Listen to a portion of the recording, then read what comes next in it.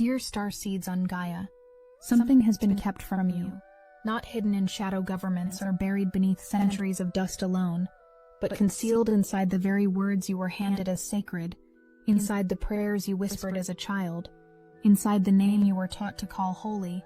The deception did not come from outside the temple. It was built into the foundation of the temple itself, stone by stone, century by century, until the structure looked so ancient and immovable that questioning it felt like madness. And yet here you are, questioning it. That is not an accident. There is a reason your soul has always felt a faint wrongness, a vibration of misalignment. When the old doctrines were spoken over you, there is a reason the words of condemnation never settled into your bones the way they were supposed to.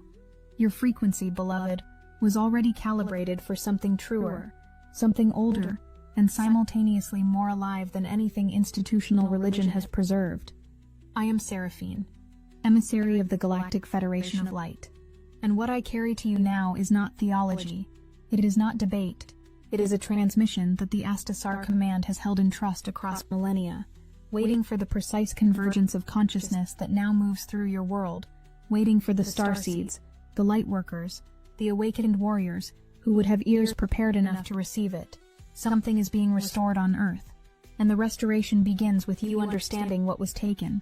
Before the councils of men rewrote the sacred texts to serve their hunger for control, there existed a teaching so radical in its simplicity, so explosive in its implications, that preserving it in its original form would have dismantled every throne in the ancient world. That teaching belonged to a master known as Yeshua, whom your world calls Jesus, and it has almost nothing in common with what Christianity became. This is not a small difference in interpretation. Astasar Command wishes to make this unmistakably clear. The gap between what Yeshua actually taught and what was constructed in his name is not a matter of nuance. It is the difference between liberation and enslavement, between a living fire and a painted portrait of a fire, between a master who said the kingdom of heaven is within you, and an institution that spent 2,000 years convincing humanity that heaven was somewhere else, approachable only through approved intermediaries, obtainable only through correct verbal confessions. You felt that wrongness. Every awakened soul on this planet has felt it. The teachings you were handed in the name of love carried a frequency that did not feel like love, and your inner knowing was right. There is a reason for that dissonance, and it runs deeper than most people realize. The patriarchal rewriting of the divine was not accidental. It was surgical, and there is something else happening within this story that has not yet been fully spoken. Hold steady, because what comes next changes everything about how you understand both the suppression and your own role in the restoration. There is a name that has been buried under 2 millennia of slander, a presence that stood at the center of Yeshua's ministry, who never abandoned him, who remained at the cross when his closest male disciples had fled into the night, whose devotion was so total and so visible that in first-century Jewish culture, the meaning of her constant presence beside him would have been immediately understood by everyone who witnessed it. Her name was Mary Magdalene, and she was his wife. This is not speculation. In the earliest manuscripts, the apocryphal texts that were excluded from the canon precisely because they told a different story, her presence is undeniable. In the culture of the time, a Jewish rabbi followed everywhere by a woman who was not his wife would have been not merely scandalous, but socially impossible. No one would have permitted it. The fact that she was there, constantly, publicly, at every major moment of his ministry, communicates something that first-century eyes would have read instantly. They were together, bonded, partners in the truest sense. And what was done to her legacy? They called her a prostitute. They took the most spiritually advanced woman in Yeshua's inner circle, the one he trusted most deeply, the one the other disciples asked about, with barely concealed jealousy. Why do you love her more than us? And they turned her into a cautionary tale about fallen femininity rescued by male grace. This is the signature of a specific kind of spiritual warfare, and the Astasar Command has long catalogued it. Suppress the feminine, and you suppress the heart. Remove the mother from the Trinity, and you turn a living relational cosmos into a cold patriarchal hierarchy. The word that your Bible translates as Holy Spirit, in every Semitic language in which Yeshua actually spoke and prayed, is a feminine word. The Holy Spirit, in the original tradition of the Essenes and the earliest Jewish Christians, was understood as the Divine Mother, Father, Mother, Son, a trinity that mirrors the actual structure of creation, of polarity, of how life generates life. But something else was erased along with the feminine. Something that once you see it, reveals the entire mechanism of the suppression. And that is what I must now place before you. The first great fracture in what became Christianity is one that most people never examine, because they have been taught to see Paul and Jesus as voices in harmony. They are not. They are voices in profound fundamental contradiction on the most important question of the spiritual path. Yeshua's entire ministry was a gospel of transformation through action, through love, through radical change of consciousness and conduct. He said over and over in every gospel account that preserves his actual words, "Love God with everything you have, and love your neighbor as yourself." He said that those who call him Lord and do not obey his teachings are practicing evil. He said he will judge every soul according to their works, how they lived, how they treated others, whether they fed the hungry and clothed the naked and welcomed the stranger. He never once said, "Confess me with your mouth and believe I rose from the dead, and you will be saved." Not once. The words are not there. What is there, in the mouth of Paul, is a religion constructed around mental assent and verbal declaration. Believe the right things, say the right words, and because you are a sinner incapable of righteousness, do not even attempt to embody the teachings of the Master himself. Simply profess your dependence on his sacrifice and await rescue. Do you feel the difference in those two frequencies? One calls you upward. The other keeps you small, dependent, perpetually insufficient, perpetually requiring external salvation. One ignites the light within you. The other tells you the light isn't really there. This is not theology. This is spiritual engineering, and it was built to serve a specific function. But I have not yet told you the most important thing, the thing that makes all of this not merely historical, but urgently cosmically relevant to who you are and why you are here right now.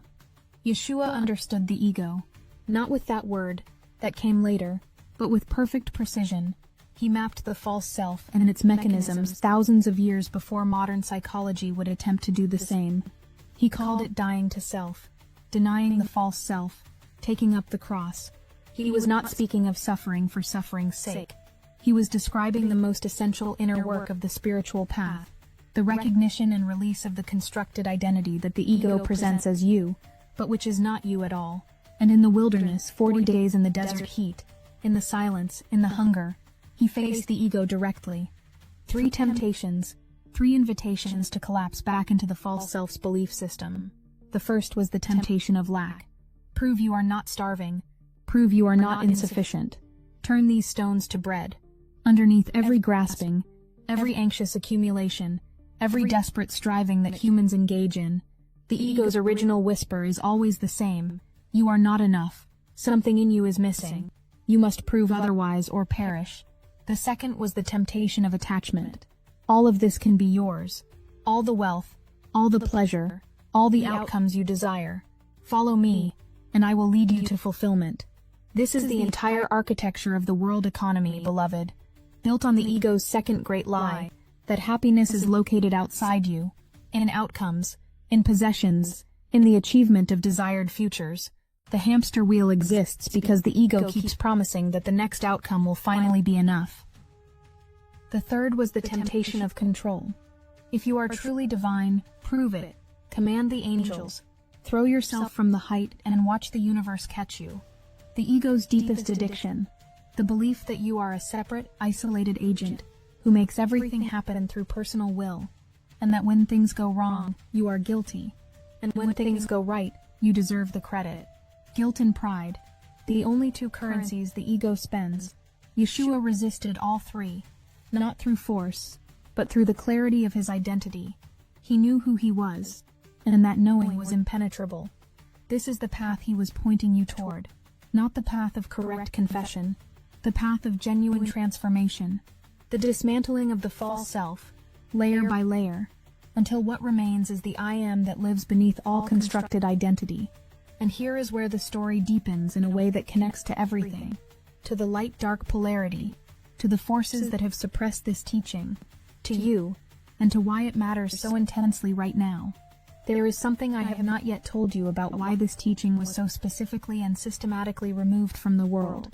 In the relative reality of this cosmos, not the absolute realm where all is one, but the experiential realm where you currently dwell, there exist two polarities. The Astasar command does not offer this to alarm you, but to equip you, because Yeshua himself offered the same equipment. Be wise as serpents, innocent as doves. The positive polarity is predicated on the heart, on radiating, extending, giving, shining, the way a star pours its light without reservation into the surrounding darkness. This is the nature of love force. It never coerces, it never controls, it offers itself, and in offering multiplies. The negative polarity is predicated on the opposite: absorption, withholding, control, deception. It cannot generate power of its own because it has closed the circuit of the heart. So it must feed, it must extract, it must operate through what it does expertly: manipulation, deception, the planting of thoughts that appear to be your own. And here is the profound cosmic significance of what was done to Yeshua's teachings, a teaching that empowers every soul to find the kingdom of heaven within themselves, to master the ego, to shine love without condition, to live in devotion to the divine, rather than in dependence on human institutions. That teaching is the single greatest threat to the extraction system of the negative polarity that has ever been placed on this earth. Remove the teaching, replace it with a religion of helplessness, sinfulness, and dependence on external authority. Keep the feminine, the heart, the intuition, the receptive connection to the Divine Mother, suppressed and shamed, and you have an entire civilization of human beings who have been systematically disconnected from their own light source, trained to believe the light isn't even there. This is what was taken, and this is what is being restored. The restoration is not comfortable. Let the Astasar command be clear with you about this, because love does not serve you with false comfort. When you begin the genuine inner work, when you take seriously the teaching that the kingdom of heaven is within, and you turn your attention toward it, the ego does not go quietly. Every practitioner of any authentic spiritual path will confirm this. The moment you begin redirecting your awareness toward the divine, toward the heart, toward the truth of your I am nature, the ego intensifies. It has to. It is losing the energy of your attention, and your attention is all it runs on. This is why the ancient transmission of both the direct path and the indirect path matters so enormously. The indirect path, mind training, shadow work, stillness practices, service to others, learning to watch your thoughts rather than be ruled by them. This is the preparation of the ground. You cannot go directly to the flame of devotion without first clearing enough space within yourself to receive it without being overwhelmed.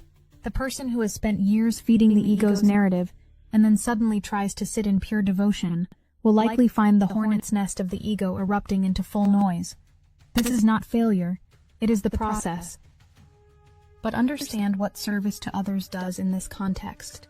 When you genuinely give your attention, your care, your love, your labor to another being, you are doing something that the ego cannot do.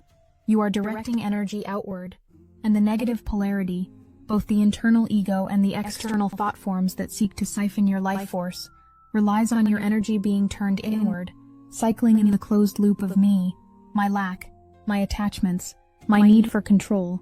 Service breaks that loop. Love breaks that loop. And Yeshua was teaching exactly this when he said that the one who brings forth what is within them will be saved, and the one who withholds what is within them will be destroyed by the withholding. The light you carry is not a passive thing. It is not a reward waiting at the end of a long road. It is a living energy that either radiates or turns upon itself. There is no neutral, and the forces that rewrote your sacred texts knew this, which is precisely why they tried to replace the gospel of active love with the gospel of passive confession. Keep the light from shining. Keep it locked inside a structure of helplessness and unworthiness. You are not helpless. You are not unworthy. And what I am about to tell you about your actual cosmic nature may be the most important thing in this entire transmission. The negative entities that operate through thought form projection, the fishing lines of subtle fear, doubt, victimhood, and resentment that they cast into human minds, are not invincible. They are not even particularly powerful. In truth, they have force, but not power. And that distinction is everything. Force compels, power radiates. Force must push, power simply is. And here is the cosmic irony. But the Astasar command wants you to understand fully. The single most devastating thing you can do when encountering a negatively polarized entity or thought form is to love it, genuinely, from the heart, not as a performance, not as a magical technique, but as the natural overflow of a consciousness that is grounded in the truth that even the darkest soul in the cosmos is ultimately, at the absolute level, one with the Creator, a lost sibling, a being that has chosen a long and painful path away from light, but who will, in the fullness of cosmic time, return. When you can look at the shadow with that love, the love that says, I see you, I am not afraid of you, you are my divine sibling, and I release you to your own journey, the negative entity cannot sustain contact. Risking depolarization is the one thing the negative polarity cannot afford. It has spent eons building its polarity through closed-heart desensitization, and a genuine pulse of green ray heart energy threatens to unravel that work. They will not risk it. They will move on. This is the deeper meaning behind everything Yeshua taught about enemies, about forgiveness, about blessing those who persecute you. This was not idealistic moral philosophy. It was precise metaphysical instruction for beings who understood the mechanics of spiritual polarity. Be wise as serpents. Know how the negative polarity operates, and then meet it with the one thing it cannot stand: genuine love. You are more protected than you know, but only when the heart is genuinely open, not performing openness. The work of the indirect path, the shadow work, the mind training, the ego dissolution, the service, all of it is in service of making the heart genuinely, consistently, powerfully open, not as an emotional performance, as a state of being. And this brings everything together in a way that now touches your daily life, your choices, your relationships, your sense of self, directly. True self-love, in the framework of this transmission, is something more radical than most of your world's self-help systems have articulated. It is not bubble baths and affirmations, though rest and care of the body matter. True self-love is the willingness to refuse the ego's authority over your state of being. It is the decision made again and again, in every moment of pressure, in every circumstance that the world uses to try to push you back into fear, to remain in your chosen frequency. The most supreme display of this that your world has ever witnessed was Yeshua on the cross. Understand what was happening in those hours. The ego had every justification it could ever want. He was being murdered. He had been betrayed by friends and abandoned by disciples. He was in physical agony. Every survival instinct, every voice of victimhood, every demand for justice and rage and self-pity had full screaming license in those moments. And he said, Father, forgive them. They know not what they do. That was not resignation. That was the most active, the most powerful, the most cosmically significant thing a being in a human body had ever done. It was self-mastery at its absolute apex. The ability to maintain the chosen state, love, surrender, trust, forgiveness, regardless of external circumstance. Not because the circumstance wasn't real, not because the pain wasn't real, but because his identity was anchored somewhere deeper than circumstance could reach. This is the treasure that Yeshua was pointing toward when he said, Lay not up treasures on earth where moth and rust destroy, but lay up treasures in heaven. The treasure of mastery over your own state of being is the one thing that cannot be stolen, taxed, seized, or corroded. It goes with you beyond the body. It compounds across lifetimes. It is, in the truest sense, the only lasting wealth. And the path toward it is not complicated, though it is not easy. It begins with the question, do I love myself enough to refuse suffering when I have a choice? Do I love myself enough to watch my thoughts and say, Ego, you do not speak for me? Do I love myself enough to do the inner work, the devotion, the service, even when the ego screams that there are more urgent things to attend to? The bigger picture now, you are not doing this work only for yourself. Every soul that chooses genuine inner transformation, that genuinely opens the heart chakra, that genuinely commits to the path of love and service, that soul becomes a node in a living grid of light that the Galactic Federation of Light has been cultivating on this planet for longer than your recorded history stretches. This is not metaphor. This is mechanics. The human energy field interacts with the planetary field. The planetary field interacts with the solar system. The solar system is woven into a galactic network of consciousness that is, right now, in a state of extraordinary activation. The suppression of Yeshua's true teachings was always about preventing this network from reaching critical activation. Keep human consciousness trapped in the third density loops of lack, attachment, and control, as the ego dictates, as the negative polarity requires, and the grid cannot light up. Keep the feminine principle suppressed, and the heart-based consciousness that would naturally activate this grid stays dormant. But you are here. You received this transmission. You have been awakening. Some of you for years, some of you recently, but all of you in this moment are part of a convergence that the Astasar Command has been preparing for across vast stretches of time. The star seeds on this planet did not arrive by accident. The specific timing of this awakening is not random.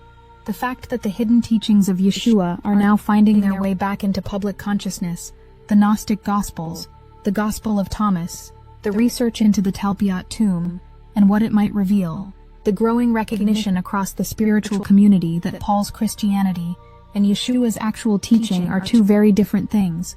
All of this is part of the same restoration. The light that was suppressed does not die. It waits, and now it moves through you. Rana Whiting, you cannot stop asking why it's so hard. This is why we created Destiny Engine. Because here is what Destiny Engine is also doing. Clearing the interference, the frequency static that the Matrix installed between you and the higher dimensional guidance that has been transmitting in your direction since before you were born. Destiny Engine removes it.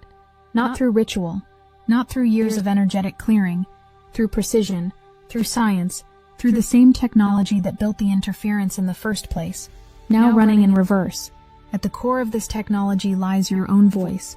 Using advanced voice cloning paired with precision binaural beats, Destiny Engine generates fully personalized meditation experiences that guide your brain into the states where real transformation happens.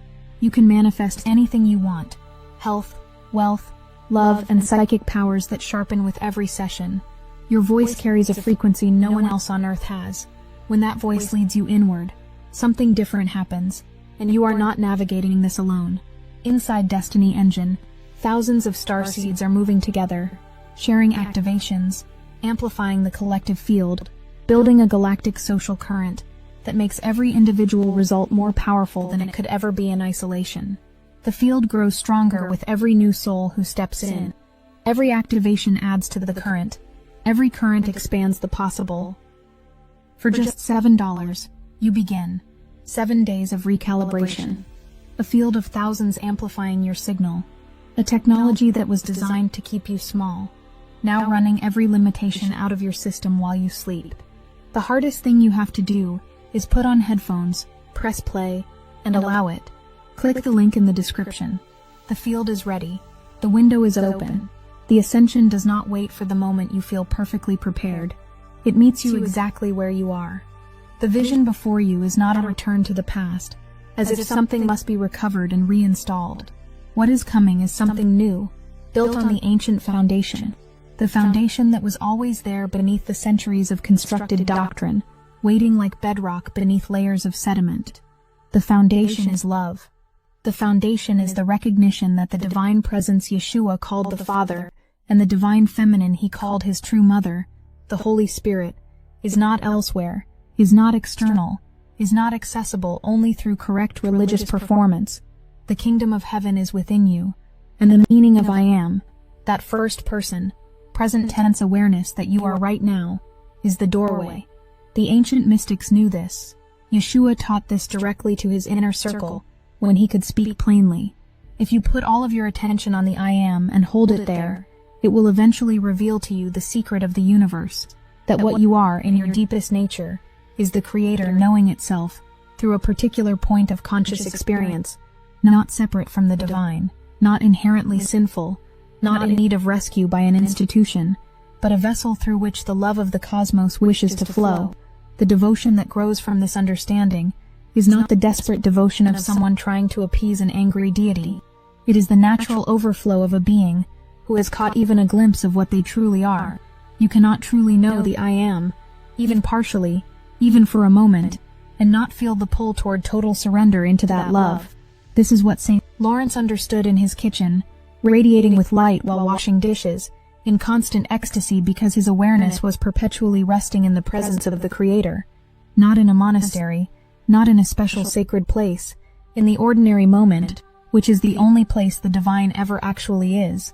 Dear starseeds of Gaia, let this transmission seal itself in you now. Everything that was taken, the feminine face of the divine, the teaching of genuine transformation over verbal confession, the understanding of the ego's 3 beliefs and how to move beyond them, the knowledge of spiritual polarity and how love protects and empowers, the secret of the I Am and its cosmic significance, all of it is being returned, and the return does not happen through institutions. It does not wait for official sanction. It moves through the grid of awakened souls, one heart at a time, one genuine opening at a time, one moment of choosing love over fear at a time. You who have received this transmission are not passive recipients of cosmic evolution. You are its agents. The work the Astasar Command asks of you is not complicated, though it will ask everything of you. Open the heart, train the mind, serve others with genuine love. Devote yourself to the presence of the divine, which is right here, right now, in the very fact of your awareness. Face the ego's 3 temptations, lack, attachment, control, with the same clarity Yeshua demonstrated in the wilderness, and know that you do not face them alone. The Federation watches. The Astasar Command holds the coordinates. The angelic presence that surrounds this planet, and in this extraordinary moment, is closer than your breath. You came here for this. The teaching you always felt was missing, was not lost. It was waiting for consciousness like yours to be ready to receive it. The kingdom of heaven is within you. It always was. I am Seraphine. We love you, and we are watching over you.